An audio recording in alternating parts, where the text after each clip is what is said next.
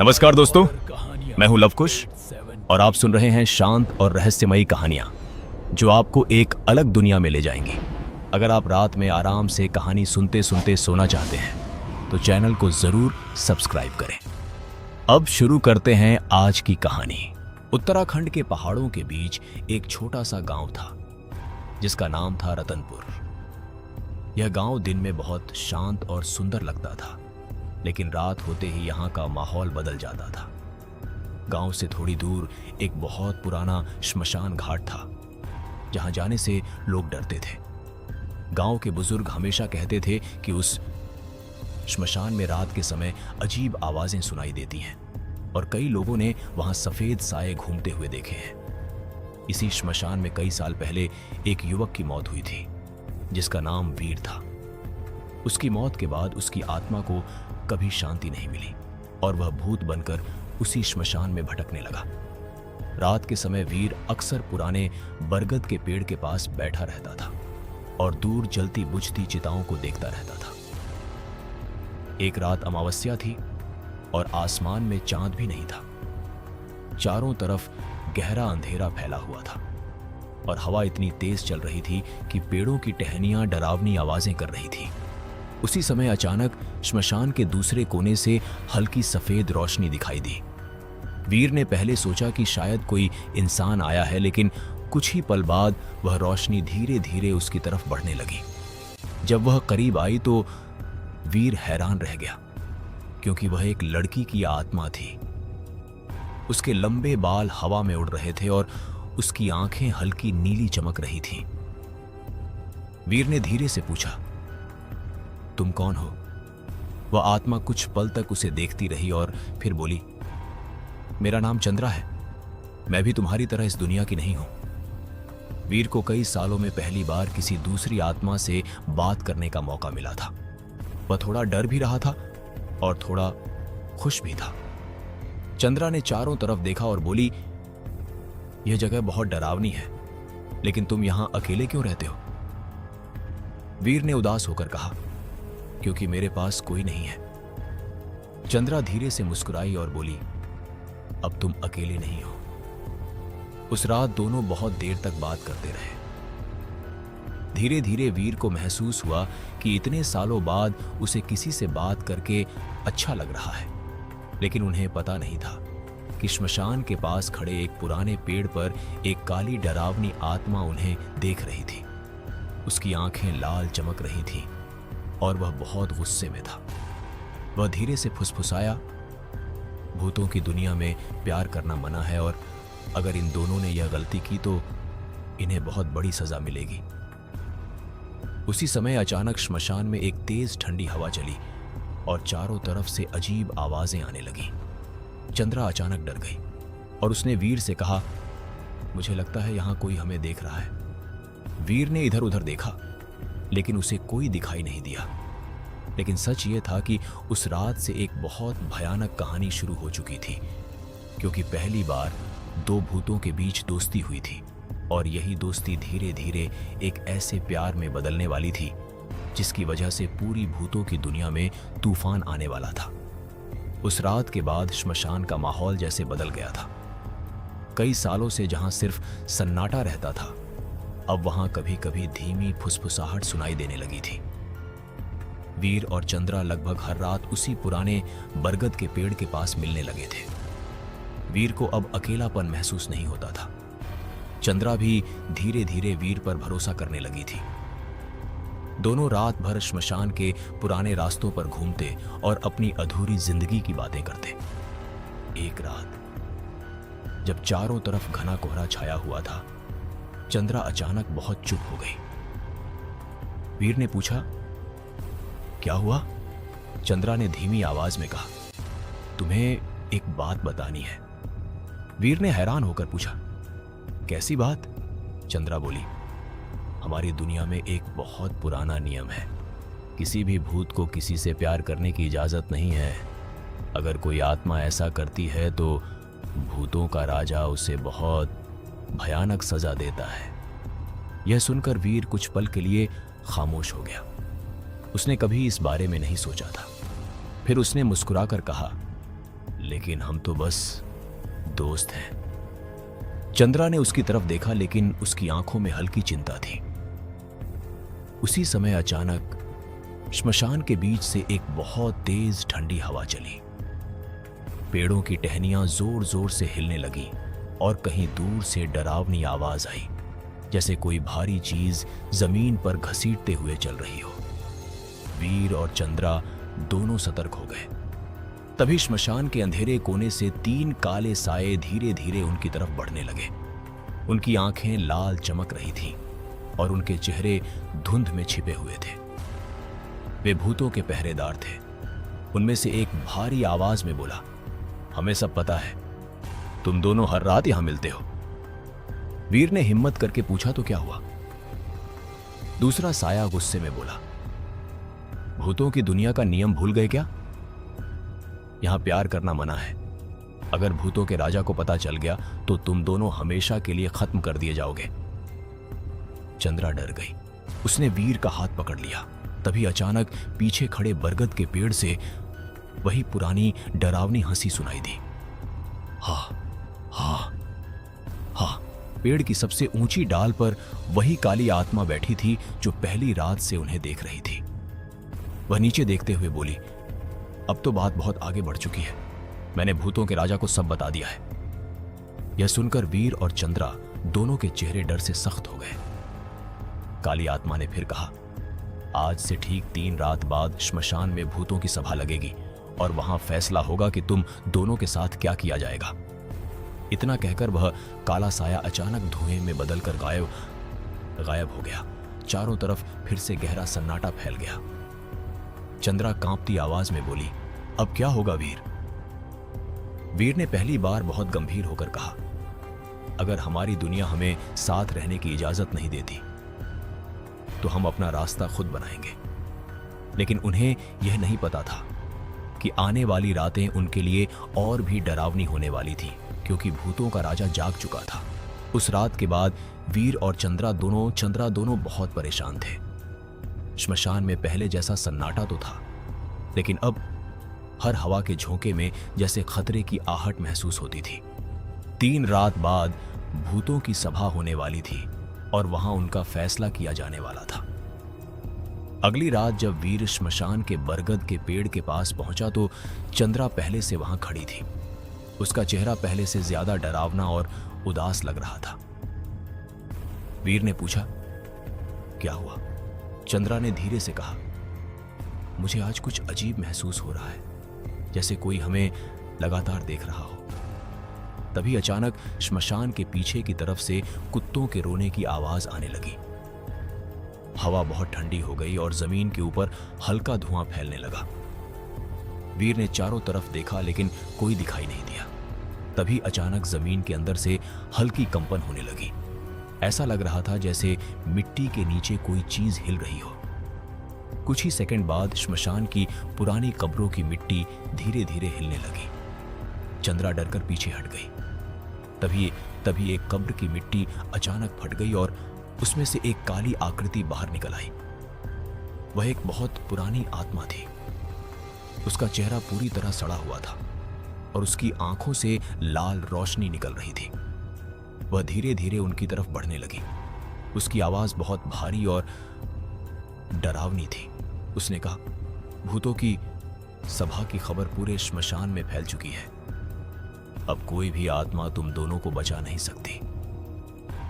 वीर ने हिम्मत करके पूछा, तुम कौन हो? वह आत्मा धीरे से हंसी और बोली, मैं इस श्मशान की सबसे पुरानी आत्मा हूं। मैंने सैकड़ों सालों में कई भूतों को सजा मिलते देखा है। जिसने भी प्यार करने की गलती की वह हमेशा के लिए मिटा दिया गया। चंद्रा की आंखों में डर साफ दिखाई दे रहा था। तभी अचानक दूर आसमान में काले बादल इकट्ठे होने लगे और बिजली चमकने लगी। उसी रोशनी में वीर ने देखा कि श्मशान के चारों तरफ सैकड़ों धुंधले साए खड़े हैं। वे सब आत्माएं थीं जो इस आने वाली सभा का इंतजार कर रही थी। तभी अचानक वही काली आत्मा फिर से बरगद के पेड़ पर दिखाई दी। उसने जोर से हंसते हुए कहा, अब भागने का कोई रास्ता नहीं है। 3 रात बाद यहां भूतों का राजा खुद आएगा और तुम्हारा फैसला करेगा। यह सुनकर वीर के अंदर गुस्सा भर गया। उसने जोर से कहा, चाहे जो हो जाए, मैं चंद्रा को अकेला नहीं छोड़ूंगा। अगर हमारी दुनिया हमें साथ रहने नहीं देगी तो हम नियम तोड़ देंगे। वीर की यह बात सुनकर श्मशान में खड़ी आत्माएं अचानक बेचैन हो उठी, क्योंकि सैकड़ों सालों में पहली बार किसी भूत ने भूतों के नियम को चुनौती दी थी। उसी समय अचानक श्मशान के बीचों बीच जमीन फट गई और उसमें से काला धुआं निकलने लगा। उस धुएं के अंदर से एक डरावनी आवाज गूंजी, लगता है तुम दोनों को अपनी सजा का इंतजार नहीं है, तो मैं खुद आ रहा हूं। यह आवाज सुनते ही सारे भूत डर के मारे पीछे हट गए, क्योंकि यह आवाज किसी और की नहीं बल्कि भूतों के राजा की थी। भूतों के राजा की आवाज सुनते ही पूरे श्मशान में खामोशी छा गई। जो आत्माएं अभी तक इधर उधर घूम रही थीं, वे सब अचानक पीछे हट गईं। हवा और भी ठंडी हो गई थी और आसमान में काले बादल तेजी से घूमने लगे थे। वीर और चंद्रा श्मशान के बीच खड़े थे और जमीन से निकलते काले धुएं को घूर रहे थे। धीरे धीरे वह धुआं ऊपर उठने लगा और उसके अंदर से एक बहुत विशाल काला साया बनने लगा। कुछ ही पल में वह साया एक भयानक रूप में बदल गया। वह था भूतों का राजा कालवेताल। उसका शरीर धुएं जैसा था, आंखें आग की तरह लाल चमक रही थीं और उसकी आवाज इतनी भारी थी कि पूरा श्मशान कांप उठा। उसने गुस्से से कहा, मुझे सब पता है। तुम दोनों ने भूतों की दुनिया का सबसे बड़ा नियम तोड़ा है। यहां कोई प्यार नहीं करता, यहां सिर्फ भटकना होता है। चंद्रा डर से कांपने लगी, लेकिन वीर अपनी जगह से हिला नहीं। कालवेताल ने फिर कहा, 3 रात बाद यहां भूतों की सभा लगेगी। उस सभा में तय होगा कि तुम्हें कौन सी सजा दी जाएगी, लेकिन मैं अभी भी तुम्हें एक मौका देता हूं। अगर तुम दोनों आज से एक दूसरे से मिलना छोड़ दो तो शायद तुम्हारी आत्माओं को मिटाया नहीं जाएगा। श्मशान में खड़ी सारी आत्माएं चुपचाप यह सब सुन रही थीं। वीर कुछ पल तक सोचता रहा, फिर उसने धीरे धीरे चंद्रा का हाथ पकड़ लिया। यह देखकर पूरे श्मशान में हलचल मच गई। वीर ने बिना डरे कहा, मैं चंद्रा को छोड़ नहीं सकता। अगर प्यार करना गलती है तो मैं यह गलती बार बार करूंगा। यह सुनते ही कालवेताल की आंखों में भयानक आग चमकने लगी। उसने गुस्से से दहाड़ते हुए कहा, तो फिर तुम्हारा फैसला भी बहुत भयानक होगा। भूतों की सभा में तुम्हें ऐसी सजा दी जाएगी कि बाकी आत्माएं 1000 साल तक उसे याद रखेंगी। इतना कहकर वह अचानक काले धुएं में बदल गया और जमीन के अंदर समा गया। उसके गायब होते ही तेज हवा चलने लगी और श्मशान में खड़ी सारी आत्माएं भी धीरे धीरे गायब होने लगी। अब वहां सिर्फ वीर और चंद्रा खड़े थे। चंद्रा की आंखों में डर साफ दिखाई दे रहा था। उसने धीरे से कहा, वीर, अगर उन्होंने हमें हमेशा के लिए मिटा दिया तो? वीर ने उसकी तरफ देखा और बोला, मैं तुम्हें कुछ नहीं होने दूंगा। लेकिन उसी समय श्मशान के पीछे अंधेरे में कोई यह सब सुन रहा था। वह वही काली आत्मा थी जो शुरू से उन दोनों पर नजर रख रही थी। उसने धीरे से मुस्कुराते हुए कहा, अब असली खेल शुरू होगा, क्योंकि भूतों की सभा में सिर्फ सजा नहीं मिलती, वहां कभी कभी बहुत भयानक बलि भी दी जाती है। और यह सुनकर श्मशान के अंधेरे में फिर से एक डरावनी हंसी गूंज उठी। भूतों के राजा कालवेताल के जाने के बाद श्मशान फिर से शांत हो गया, लेकिन उस शांति में भी एक अजीब डर छिपा हुआ था। वीर और चंद्रा दोनों समझ चुके थे कि अब उनके पास बहुत कम समय बचा है। 3 रात बाद भूतों की सभा होने वाली और वहां उनका फैसला किया जाएगा। उस रात श्मशान में चारों तरफ हल्का कोहरा फैल गया था। पेड़ों की टहनियां धीरे धीरे हिल रही थीं और कहीं दूर से उल्लू की आवाज आ रही थी। चंद्रा बहुत परेशान लग रही थी। उसने धीरे से कहा, वीर, मुझे डर लग रहा है। अगर भूतों के राजा ने सच में हमें मिटा दिया तो? वीर कुछ पल चुप रहा, फिर बोला, अगर हमें साथ रहने के लिए पूरी भूतों की दुनिया से लड़ना पड़े तो भी मैं पीछे नहीं हटूंगा। यह सुनकर चंद्रा की आंखों में हल्की उम्मीद दिखाई दी। लेकिन उसी समय अचानक श्मशान के पीछे से कदमों की धीमी आवाज आने लगी। दोनों ने मुड़कर देखा तो अंधेरे से एक बहुत बूढ़ी आत्मा धीरे धीरे उनकी तरफ आ रही थी। उसका शरीर धुंध से बना हुआ था और उसकी आंखों में अजीब सी चमक थी। वह उनके पास आकर रुक गई। उसने धीमी आवाज में कहा, तुम दोनों बहुत बड़ी मुसीबत में फंस चुके हो। वीर ने पूछा, तुम कौन हो? बूढ़ी आत्मा बोली, मैं इस श्मशान की सबसे पुरानी आत्माओं में से एक हूं। मेरा नाम अघोरी आत्मा है। मैंने सैकड़ों सालों में कई भूतों को आते और जाते देखा है, लेकिन तुम्हारी कहानी अलग है। चंद्रा ने घबराकर पूछा, अलग कैसे? बूढ़ी आत्मा ने चारों तरफ देखा और धीरे से कहा, क्योंकि पहली बार किसी भूत ने भूतों के राजा के सामने खड़े होकर प्यार की बात कही है। लेकिन तुम दोनों को एक बात पता होनी चाहिए, भूतों की सभा में सिर्फ फैसला नहीं होता, वहां कभी कभी किसी आत्मा की बलि भी दी जाती है। यह सुनते ही चंद्रा का चेहरा डर से सफेद पड़ गया। वीर ने तुरंत पूछा, क्या कोई रास्ता है जिससे हम इस सजा से बच सकें? बूढ़ी आत्मा कुछ पल चुप रही, जैसे वह बहुत पुरानी यादों के बारे में सोच रही हो। फिर उसने धीमी आवाज में कहा, एक रास्ता है, लेकिन वह बहुत खतरनाक है। वीर ने तुरंत कहा, चाहे कितना भी खतरनाक क्यों ना हो, हमें बताओ। बूढ़ी आत्मा ने कहा, इस श्मशान के पीछे एक बहुत पुराना खंडहर है। वहां एक रहस्यमयी अग्नि जलती है, जिसे आत्मा अग्नि कहा जाता है।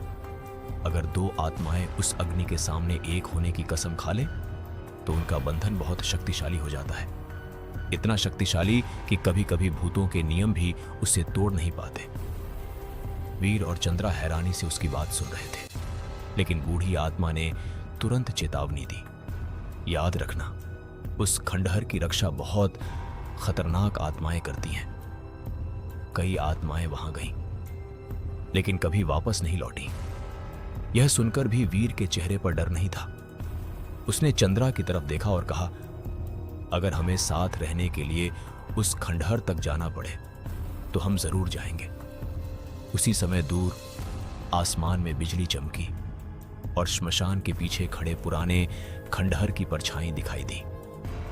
ऐसा लग रहा था जैसे वह जगह उन्हें अपनी तरफ बुला रही हो। लेकिन वीर और चंद्रा को यह नहीं पता था कि उस खंडहर के अंदर उनसे भी ज्यादा डरावनी आत्माएं उनका इंतजार कर रही थीं। बूढ़ी आत्मा की बात सुनने के बाद वीर और चंद्रा ने फैसला कर लिया कि चाहे कुछ भी हो जाए, वे उस पुराने खंडहर तक जरूर जाएंगे। रात और भी गहरी हो चुकी थी। श्मशान के पीछे घना जंगल था और उसी जंगल के बीच वह खंडहर छिपा हुआ था, जिसके बारे में बहुत कम आत्माएं जानती थीं। वीर और चंद्रा धीरे धीरे उस दिशा में बढ़ने लगे। रास्ते में पेड़ों की टहनियां अजीब तरह से हिल रही थीं और जमीन के ऊपर हल्का काला धुआं फैलने लगा था। ऐसा लग रहा था जैसे जंगल खुद उन्हें रोकना चाहता हो। चलते चलते वे जंगल के अंदर काफी दूर पहुंच गए। अचानक हवा बहुत ठंडी हो गई और चारों तरफ से फुसफुसाने की आवाजें आने लगी। चंद्रा डरकर रुक गई और बोली, वीर, मुझे अच्छा नहीं लग रहा, यहां कोई है। वीर ने चारों तरफ देखा, लेकिन उसे कुछ दिखाई नहीं दिया। तभी अचानक सामने की जमीन हिलने लगी और काले धुएं के बीच 3 भयानक साए प्रकट हो गए। उनकी आंखें आग की तरह लाल चमक रही थीं और उनके लंबे लंबे नाखून जमीन को खरोंच रहे थे। वे उस खंडहर के पहरेदार थे। उनमें से एक ने भारी आवाज में कहा, यहां कोई आत्मा बिना इजाजत नहीं आ सकती। वीर ने हिम्मत करके कहा, हमें आत्मा अग्नि तक जाना है। यह सुनते ही तीनों साये जोर से हंसने लगे। उनमें से एक बोला, बहुत आत्माएं यहां आई थीं, लेकिन कोई भी जिंदा वापस नहीं गया। चंद्रा घबरा गई, लेकिन वीर पीछे नहीं हटा। उसने कहा, हमें रास्ता चाहिए। तभी अचानक उन सायों ने तेज चीख लगाई और बिजली की तरह उनकी तरफ झपटे। वीर और चंद्रा तुरंत अलग अलग दिशाओं में उड़कर बच गए। चारों तरफ तेज हवा चलने लगी और पेड़ जोर जोर से हिलने लगे। उन सायों में से एक ने चंद्रा को पकड़ने की कोशिश की, लेकिन वीर बीच में आ गया। दोनों के बीच भयानक टकराव हुआ और काला धुआं चारों तरफ फैल गया। कुछ पल तक भयानक लड़ाई होती रही। आखिरकार वीर ने पूरी ताकत से एक साये को पीछे धकेल दिया। शायद पहरेदारों ने पहली बार किसी आत्मा को इतनी हिम्मत से लड़ते देखा था। वे कुछ पल के लिए रुक गए।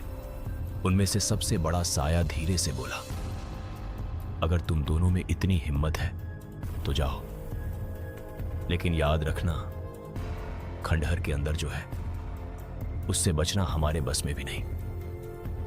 इतना कहकर तीनों साये धीरे धीरे धुएं में बदलकर गायब हो गए। अब वीर और चंद्रा के सामने वह पुराना खंडहर दिखाई दे रहा था। उसकी दीवारें टूटी हुई थीं और अंदर से हल्की नीली रोशनी निकल रही थी। हवा अचानक बिल्कुल शांत हो गई। चंद्रा ने धीमी आवाज में कहा, यही वह जगह है। वीर ने उसका हाथ पकड़ा और दोनों धीरे धीरे खंडहर के अंदर जाने लगे। लेकिन जैसे ही वे अंदर पहुंचे, अचानक जमीन के बीचों बीच एक भयानक आग जल उठी। वही थी आत्मा अग्नि। उसकी लपटें नीली थीं और उसके अंदर से अजीब आवाजें आ रही थीं। लेकिन उसी समय खंडहर के अंधेरे कोने से एक बहुत डरावनी हंसी गूंजी। वीर और चंद्रा ने मुड़कर देखा। वहां एक विशाल और भयानक आत्मा खड़ी थी। उसकी आंखें पूरी तरह काली थीं और उसका शरीर धुएं से बना हुआ था। वह धीरे धीरे उनकी तरफ बढ़ते हुए बोली, तुम दोनों ने बहुत बड़ी गलती कर दी, क्योंकि आत्मा अग्नि की रक्षा मैं करता हूं और यहां आने वाली आत्माएं कभी वापस नहीं जाती थी। वीर और चंद्रा उस विशाल आत्मा को देखकर कुछ पल के लिए बिल्कुल स्थिर हो गए। उसका शरीर काले धुएं से बना हुआ था और उसकी आंखें पूरी तरह अंधेरी थीं, जैसे उनमें कोई गहराई ही ना हो। वह धीरे धीरे उनकी तरफ बढ़ा और भारी आवाज में बोला, यहां आने की हिम्मत बहुत कम आत्माएं करती हैं, और जो करती हैं वे कभी वापस नहीं जाती। वीर ने हिम्मत करके कहा, हमें आत्मा अग्नि के सामने एक वचन लेना है। विशाल आत्मा कुछ पल तक उन्हें देखता रहा, फिर वह जोर से हंस पड़ा। उसकी हंसी से पूरा खंडहर कांप उठा। उसने कहा, तुम दोनों भूतों के नियम को तोड़ना चाहते हो, इसलिए यहां आए हो, लेकिन तुम्हें पता नहीं कि इस अग्नि के सामने लिया गया वचन बहुत खतरनाक होता है। अगर तुम्हारा प्रेम सच्चा नहीं हुआ तो यह अग्नि तुम्हारी आत्माओं को हमेशा के लिए जला देगी। चंद्रा ने डरते हुए वीर की तरफ देखा, लेकिन वीर की आंखों में डर नहीं था। उसने धीरे से कहा, हम डरने नहीं आए, हम साथ रहने आए हैं। यह सुनकर विशाल आत्मा कुछ पल के लिए शांत हो गया। फिर उसने धीमी आवाज में कहा, ठीक है, अगर तुम दोनों सच में एक दूसरे के साथ रहना चाहते हो तो इस अग्नि के सामने खड़े होकर वचन लो। लेकिन याद रखना, जैसे ही तुम यह वचन लोगे, भूतों के राजा को इसका पता चल जाएगा और फिर वह तुम्हें कभी नहीं छोड़ेगा। वीर और चंद्रा धीरे धीरे आत्मा अग्नि के सामने आकर खड़े हो गए। नीली लपटें उनके चारों तरफ घूमने लगी और हवा अचानक बहुत तेज हो गई। वीर ने चंद्रा का हाथ पकड़ लिया। दोनों ने एक साथ कहा, चाहे इस दुनिया में कोई नियम क्यों ना हो, हम हमेशा साथ रहेंगे। जैसे ही उन्होंने यह वचन लिया, आत्मा अग्नि की लपटें अचानक बहुत ऊंची उठ गईं। पूरा खंडहर नीली रोशनी से भर गया। उसी समय आसमान में जोरदार बिजली चमकी और दूर श्मशान की तरफ भयानक गरज सुनाई दी। भूतों के राजा काल वेताल को सब पता चल चुका था। खंडहर के अंदर खड़ी विशाल आत्मा ने गंभीर आवाज में कहा, अब बहुत देर हो चुकी है। तुम दोनों का बंधन बन चुका है, लेकिन अब तुम्हें एक बहुत बड़े तूफान का सामना करना होगा। उसी समय खंडहर के बाहर से तेज हवा के साथ सैकड़ों भूतों की आवाजें सुनाई देने लगीं। ऐसा लग रहा था जैसे पूरी भूतों की दुनिया जाग चुकी हो। वीर और चंद्रा समझ गए कि अब असली खतरा शुरू होने वाला है, क्योंकि भूतों का राजा अपने सबसे खतरनाक सैनिकों के साथ उनकी तरफ बढ़ चुका था। जैसे ही वीर और चंद्रा ने आत्मा अग्नि के सामने अपना वचन लिया, खंडहर के बाहर अचानक भयानक तूफान उठ खड़ा हुआ। हवा इतनी तेज चलने लगी कि खंडहर की टूटी दीवारें भी कांपने लगीं। आसमान में बार बार बिजली चमक रही थी और हर चमक के साथ दूर श्मशान की तरफ सैकड़ों भूतों के साये दिखाई दे रहे थे। वीर और चंद्रा समझ गए कि अब भूतों का राजा कालवेताल अपने सैनिकों के साथ यहां पहुंचने वाला है। खंडहर के अंदर खड़ी विशाल आत्मा ने गंभीर आवाज में कहा, तुम दोनों ने जो किया है वह भूतों की दुनिया में पहले कभी नहीं हुआ।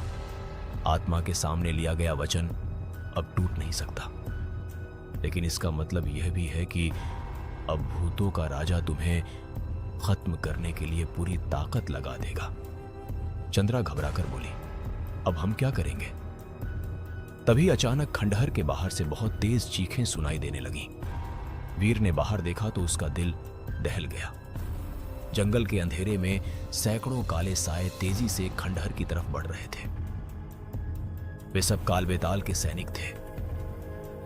कुछ ही पलों में पूरा खंडहर भूतों से घिर गया। उसी समय आसमान में एक विशाल काला धुआं घूमने लगा और उसके अंदर से भूतों का राजा कालवेताल प्रकट हो गया। उसकी आंखों में पहले से भी ज्यादा भयानक आग जल रही थी। उसने गुस्से से दहाड़ते हुए कहा, तुम दोनों ने मेरी चेतावनी के बाद भी नियम तोड़ा। अब तुम्हें इसकी सजा मिलेगी। खंडहर के अंदर खड़ी विशाल आत्मा आगे बढ़ी और बोली, कालवेताल, अब बहुत देर हो चुकी है। इन दोनों का बंधन आत्मा अग्नि ने स्वीकार कर लिया है। यह सुनते ही कालवेताल और ज्यादा गुस्से में आ गया। उसने जोर से दहाड़ते हुए कहा, भूतों की दुनिया का नियम मुझसे बड़ा नहीं हो सकता। मैं इस बंधन को अभी खत्म कर दूंगा। इतना कहते ही उसने अपने सैनिकों को इशारा किया। सैकड़ों भूत एक साथ खंडहर के अंदर घुसने लगे। चारों तरफ डरावनी चीखें गूंजने लगीं। वीर और चंद्रा एक दूसरे का हाथ पकड़े खड़े थे। तभी अचानक आत्मा अग्नि की लपटें बहुत तेज हो गईं। नीली आग पूरे खंडहर में फैलने लगी। खंडहर की दीवारों से अजीब चिन्ह चमकने लगे, जैसे कोई बहुत पुरानी शक्ति जाग गई हो। कालवेताल कुछ पल के लिए रुक गया, क्योंकि उसने भी ऐसी शक्ति पहले कभी महसूस नहीं की थी। उसी समय आत्मा अग्नि से एक तेज रोशनी निकली और वह सीधे वीर और चंद्रा के चारों तरफ फैल गई। अब वे दोनों उस नीली रोशनी के अंदर खड़े थे और कोई भी भूत उनके पास नहीं आ पा रहा था। कालवेताल गुस्से से चिल्लाया, यह कैसे संभव है? खंडहर के अंदर खड़ी विशाल आत्मा ने धीरे से कहा, यह आत्मा अग्नि का आशीर्वाद है। सच्चे प्रेम की शक्ति को कोई भी नियम नहीं रोक सकता। लेकिन उसी समय कालवेताल ने एक भयानक कदम उठाया। उसने अपनी पूरी शक्ति से एक काला तूफान बनाया और वह सीधे उस नीली रोशनी की तरफ बढ़ने लगा। अब यह साफ था कि अगली ही पल एक का बहुत भयानक टकराव होने वाला है और उसी टकराव में तय होगा कि वीर और चंद्रा का प्यार बचेगा या हमेशा के लिए खत्म हो जाएगा। वीर और चंद्रा उस रोशनी के बीच खड़े थे और बाहर कालवेताल अपने काले तूफान के साथ उनकी तरफ बढ़ रहा था। हवा इतनी तेज हो गई थी कि खंडहर की दीवारों के पत्थर तक हिलने लगे थे। सैकड़ों भूत चारों तरफ मंडरा रहे थे और सबकी नजर उसी पल पर थी जब कालवेताल हमला करेगा। अचानक कालवेताल ने जोर से दहाड़ लगाई और अपने काले तूफान को सीधे उस नीली रोशनी की तरफ छोड़ दिया। जैसे ही काला तूफान रोशनी से टकराया, पूरा खंडहर जोर से कांप उठा। कुछ पल के लिए ऐसा लगा जैसे सब कुछ खत्म हो जाएगा। लेकिन तभी आत्मा अग्नि की लपटें अचानक बहुत ऊंची उठ गईं। नीली आग चारों तरफ फैलने लगी और उसने वीर और चंद्रा के चारों तरफ एक बहुत मजबूत घेरा बना दिया। कालवेताल का काला तूफान उस घेरे से टकराकर रुक गया। यह देखकर सारे भूत हैरान रह गए। कालवेताल ने गुस्से में फिर से हमला किया, लेकिन इस बार भी वही हुआ। नीली आग हर बार उसके हमले को रोक देती। उसी समय खंडहर के अंदर खड़ी विशाल आत्मा आगे आई और उसने जोर से कहा, कालवेताल, सच्चे प्रेम को कोई शक्ति नहीं हरा सकती। यह सुनकर कालवेताल कुछ पल के लिए चुप हो गया। उसने पहली बार वीर और चंद्रा की तरफ ध्यान से देखा। वे दोनों बिना डरे एक दूसरे का हाथ पकड़े खड़े थे। चारों तरफ इतनी भयानक शक्ति होने के बावजूद उनके चेहरे पर डर नहीं था। शायद पहली बार कालवेताल ने ऐसा कुछ देखा था। धीरे धीरे उसका गुस्सा शांत होने लगा। उसने भारी आवाज में कहा, हजारों सालों से मैंने भूतों की दुनिया में सिर्फ डर और नियम देखे हैं, लेकिन आज पहली बार मैं ऐसी शक्ति देख रहा हूं जो किसी नियम से नहीं बंधी। खंडहर के बाहर खड़े सारे भूत चुप हो गए। कालवेताल ने कुछ पल सोचा, फिर उसने अपने सैनिकों को पीछे हटने का इशारा किया। काला तूफान धीरे धीरे गायब हो गया। फिर उसने वीर और चंद्रा से कहा, तुम्हारा बंधन अब आत्मा अग्नि ने स्वीकार कर लिया है, इसलिए मैं भी इसे तोड़ नहीं सकता। आज से भूतों की दुनिया का एक नया नियम होगा। अगर दो आत्माओं का प्रेम सच्चा होगा तो उन्हें साथ रहने की इजाजत होगी। यह सुनकर पूरे जंगल में अजीब सन्नाटा फैल गया, क्योंकि ऐसा फैसला पहले कभी नहीं हुआ था। वीर और चंद्रा की आंखों में खुशी चमक उठी। आत्मा अग्नि की लपटें धीरे धीरे शांत हो गईं और खंडहर के अंदर की रोशनी भी कम होने लगी। कालवेताल ने आखिरी बार उनकी तरफ देखा और कहा, आज से तुम दोनों भूतों की दुनिया की पहली आत्माएं हो जिनकी प्रेम से बनी शादी को स्वीकार किया गया है। इतना कहकर वह धीरे धीरे काले धुएं में बदल गया और आसमान में गायब हो गया। बाकी सारे भूत भी एक एक करके वहां से चले गए। अब खंडहर के अंदर सिर्फ वीर और चंद्रा खड़े थे। उस रात श्मशान में पहली बार डर नहीं, बल्कि एक अजीब शांति थी। कहते हैं उस दिन के बाद कभी कभी रात के समय श्मशान के पास दो हल्के साए साथ साथ चलते दिखाई देते हैं। कालवेताल के चले जाने के बाद खंडहर में गहरी खामोशी छा गई थी।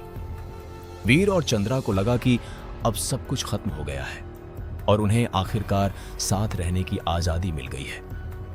लेकिन उन्हें यह नहीं पता था कि उस रात कुछ और भी जाग चुका था। आत्मा अग्नि की नीली लपटें धीरे धीरे कमजोर होने लगीं और खंडहर के कोनों में फिर से अंधेरा फैलने लगा। वीर और चंद्रा खंडहर से बाहर निकलने ही वाले थे कि अचानक जमीन के नीचे से एक बहुत धीमी और डरावनी आवाज आई, जैसे कोई बहुत पुरानी चीज जाग रही हो। दोनों रुक गए। चंद्रा ने डरते हुए कहा, वीर, यह आवाज कैसी है? तभी अचानक आत्मा अग्नि की आखिरी नीली लपट जोर से भड़की और फिर बुझ गई। जैसे ही आग बुझी, पूरा खंडहर गहरे अंधेरे में डूब गया। उसी पल जमीन जोर से कांपने लगी। खंडहर के बीच की मिट्टी फटने लगी और उसमें से काला धुआं निकलने लगा। वीर और चंद्रा पीछे हट गए। अचानक उस धुएं के अंदर से दो विशाल लाल आंखें चमक उठी। कुछ ही पलों में वहां एक बहुत ही भयानक और विशाल आकृति खड़ी हो गई। उसका शरीर आधा धुएं का था और आधा हड्डियों जैसा दिख रहा था। उसकी आवाज इतनी गहरी थी कि पूरा जंगल कांप उठा। उसने धीरे से कहा, आखिरकार 1000 साल बाद मैं आजाद हुआ हूं। वीर ने हिम्मत करके पूछा, तुम कौन हो? वह भयानक आत्मा जोर से हंसी और बोली, मेरा नाम है अंधकार वेताल। मैं वह शक्ति हूं जिसे बहुत समय पहले इसी आत्मा अग्नि के नीचे कैद किया गया था। चंद्रा घबराकर बोली, लेकिन तुम्हें किसने कैद किया था? अंधकार वेताल की आंखें अचानक और ज्यादा लाल चमकने लगीं।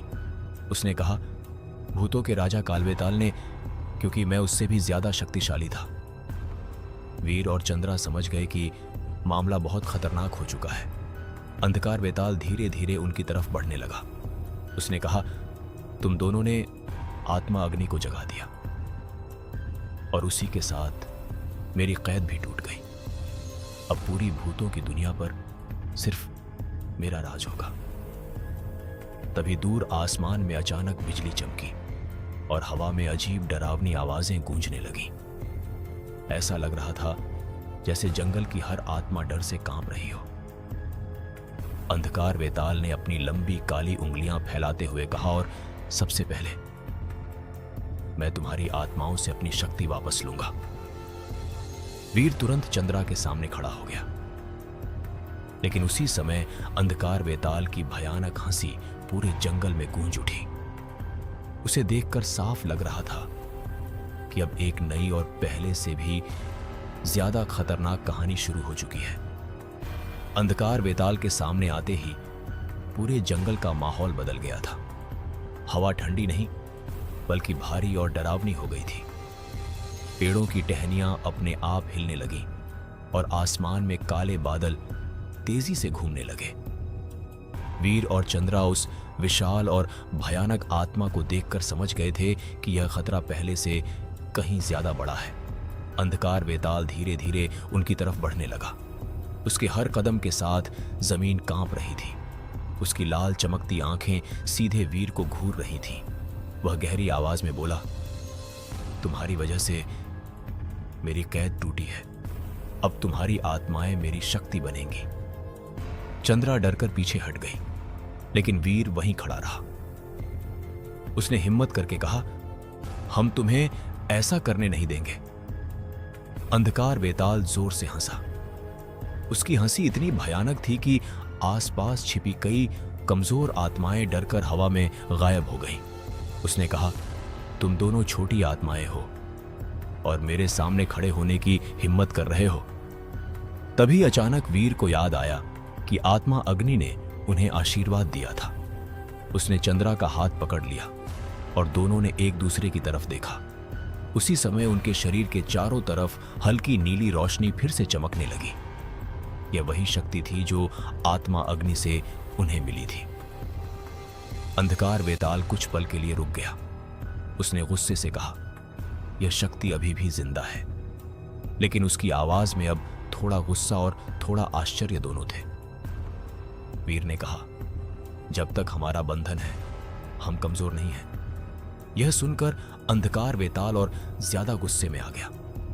उसने अपना विशाल हाथ उठाया और अचानक काला तूफान पैदा कर दिया। चारों तरफ काला धुआं घूमने लगा और हवा बहुत तेज हो गई।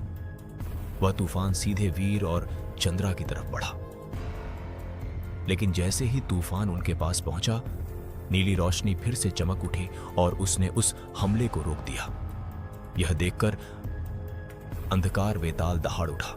उसने कहा, अगर ऐसा है तो मैं पूरी भूतों की दुनिया को अंधेरे में डुबो दूंगा।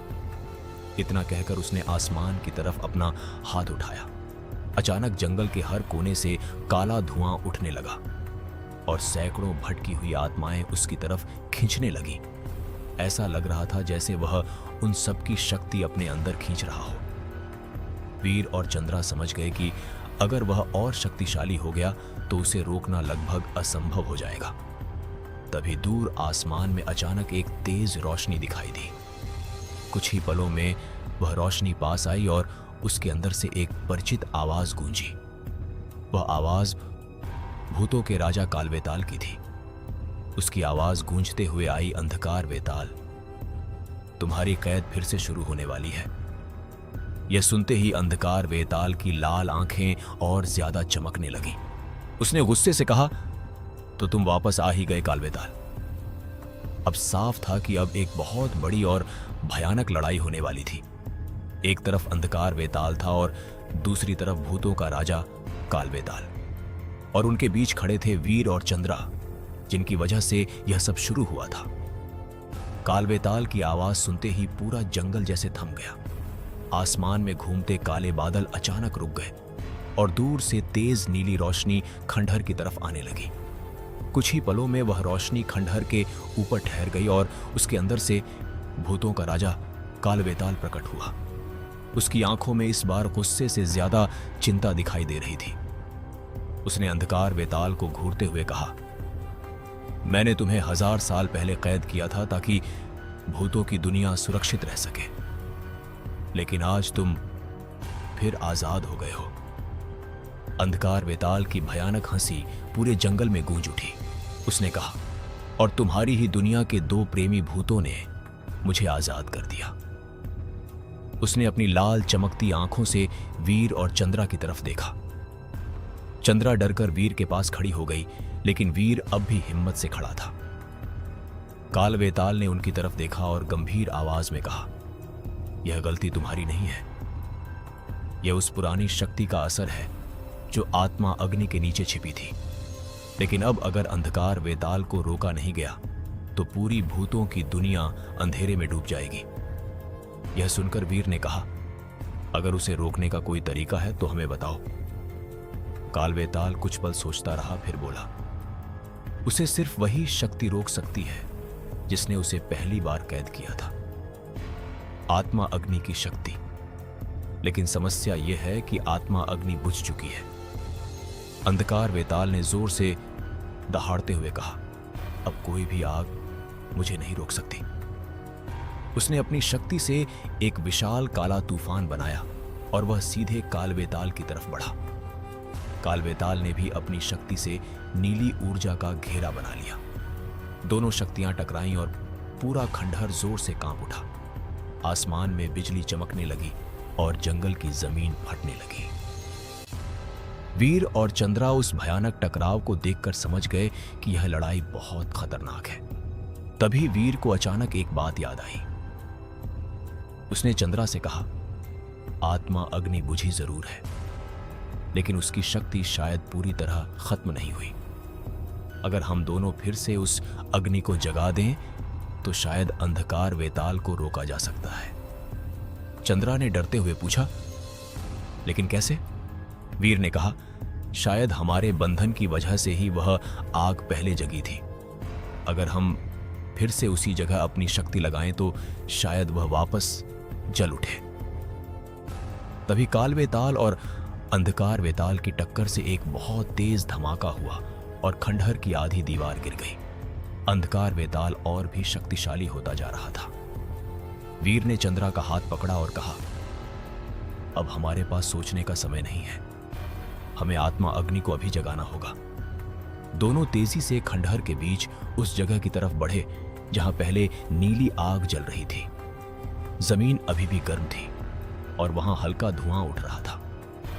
वीर और चंद्रा ने एक साथ अपनी आंखें बंद की और अपने बंधन की शक्ति को याद किया।